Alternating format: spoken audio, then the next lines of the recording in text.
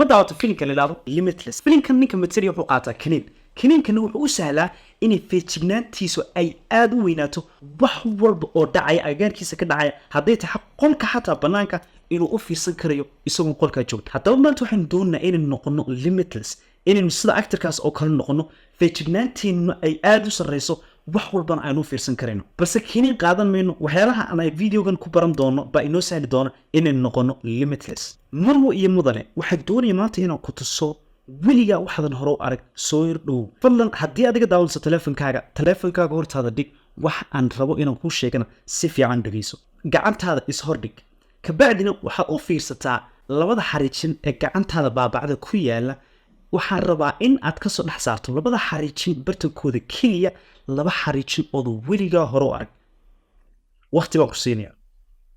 waxaan ku waa inaad kasoo dhex saartay laba wax ka badan. waxaan ku weydiiyey su-aashan, gacantani hore ma kuugu taalay mise maanta ayay kugu soo beertay?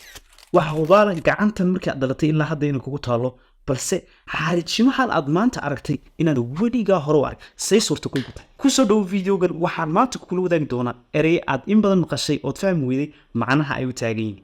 waxaan ku hubaa inaad ereyadan hore maqashay. naftaada baro. haddaad doonaysa inaad guulaysato waxaad u baahan tahay inaad adigu isbarato.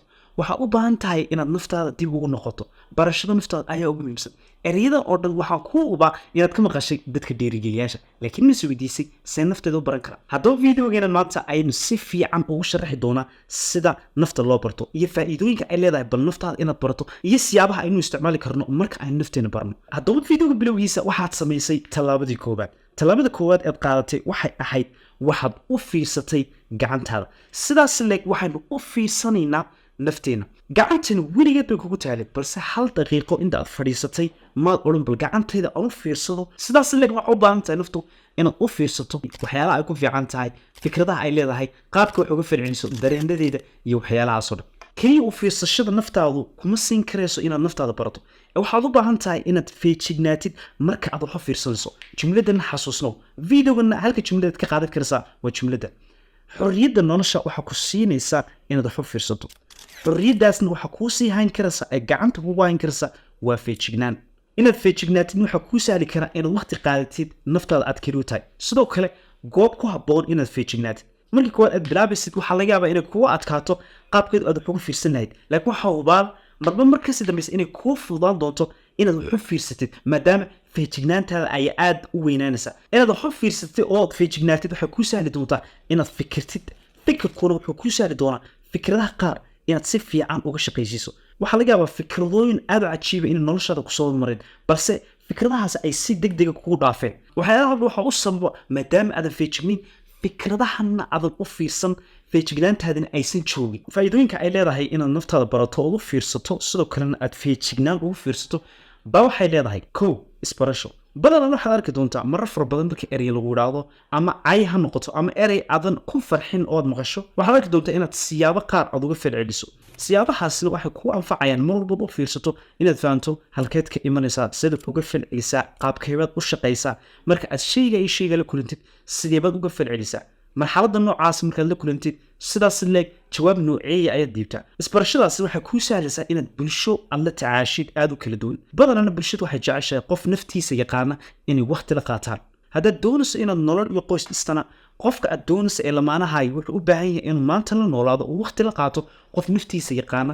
adiguna haddaad naftaada taqaanid unbaad qofka kale naftiisana baran karaysaa. faa'iidada labaad ead ka dhaxli doonto waxa weeyaan koriin. waxaad fahmi doontaa marba marka kasii dambaysa inaad u fiirsatid oo tiraahdid alla markii aan marxaladan la kulmay qaab noocana ayaan uga falceliyay, ha fikir noocana ayaan lehay, qaab noocana ayaan qofkan ula dhaqmay.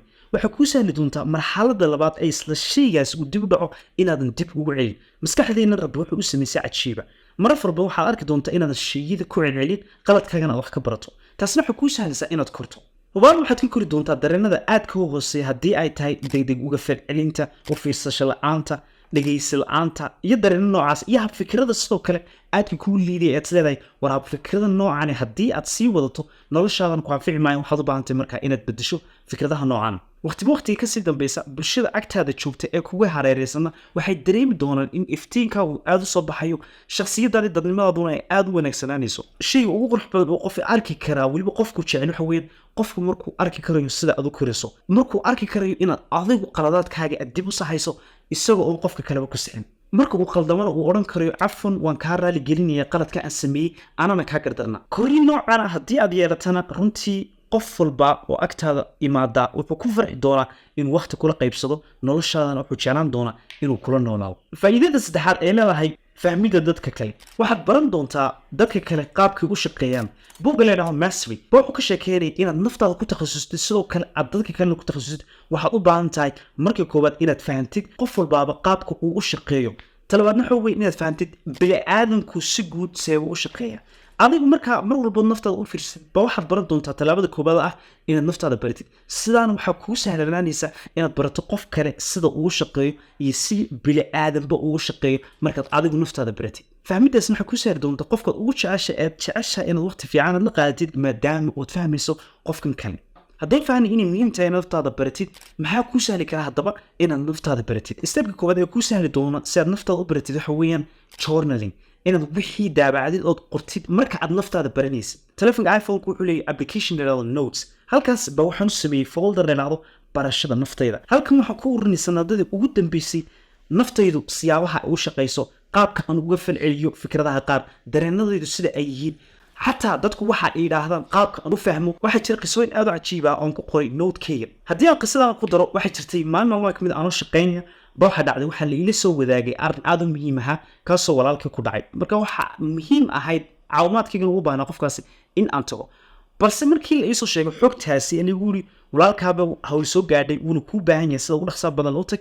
isla markii la ila soo wadaagay kahor intaan u tegin qofkayga mas-uulka ba anigu ba iska go'aansaday in aan waxoogaa yara sugo mana ogeyn sababta aan u rabay in aan wax sugo anigoo og walaalkayga inuu ii baahan yahay kabacdi markii aan u fiirsaday وفيرسashadii aan u fiirsaday naftayda ba ii sahashay inaan fahmo qaabka aan uga falceliyey marxalad muhiim ahayd kabacdi waxaa ii soo baxday in ay jirto maskaxdayda wax ku jira kaasoo xataa ka hor istaagay sheye ii muhiima inaan sameeyo waxyaala saasoo kale ayaa adiga noloshaada ku jira kaasoo laga yaaba inay yihiin dareenadaada habfikiradaada iyo sheye fara badan oo aad ku arki doonto waqtigan aad ku jirto barashada nafta sheyga labaad ee kaa caawin doona si aad naftaada u baratid waxa weeyaan raadso feedback joogtaa weydii dadka aad la kulanto ama cid walba oo kaa soo baxda oo waqti aad wada qaadataan weydii sidii aragtaa waxaana kuu hubaa xataa adoo wax weydiinin bay dadku ku odhan doonaan waxaad ku fiican tahay sidan waxaad ku fiican tahay la xiriirka bulshada waxaad tahay qof bashaasha waxaad ku adag tahay shayidan waxaad ku xun tahay waxan iyo waxan u fiirso dadku waxa ay ku leeyihiin feedbackgan waxa weeyaan naftaadu sida ay tahay waa muraayad ku arkaysa adigu si aadan arkaynin muraayaddan waxay kuu sahli doontaa inaad baratid naftaada mar walbood feedback lagu siiyo ha qalad fahmin hana u qaadan in shakhsiyadaada la dhaawacayo laga yaabaan inaad la dhibaatootid soo helitaanka waxyaalaad ku fiican tahay haddaad keliya u fiirsatid dadku waxay ku leeyihiin waxaad ogaan doontaa waxaad ku fiican tahay iyo waxyaalaad ku xun tahay waqtigan aad ku jirto isbarashada nafta waxaan kugula talinayaa koob in aad naftaada u dabacsanaatid waxaad arki doontaa waxyaalo fara badan oo ay aad ugu xun tahay ama waxaad arki doontaa waxyaalaha qaar inay uga falceliso si aan qof uga falcelin markaas marxaladda noocaasa naftaada ha odhanin qof xun baa tahay shakhsiyadaada xun may qof walba marxaladda noocana uu maraa wuuna iswanaajin karaa qof walbana talada labaadna waxa weeyaan waqti sii wax walbaaba waqti ay qaataan daweeyaha ugu weyni waa waqtiga waxay qaadan doontaa inaad naftaada fahantid inaad naftaada kasoo dhex saartid waxa gudaha ku jira inaad fahantid qaabka maskaxa uga fikirto in fikradahan ay qaadato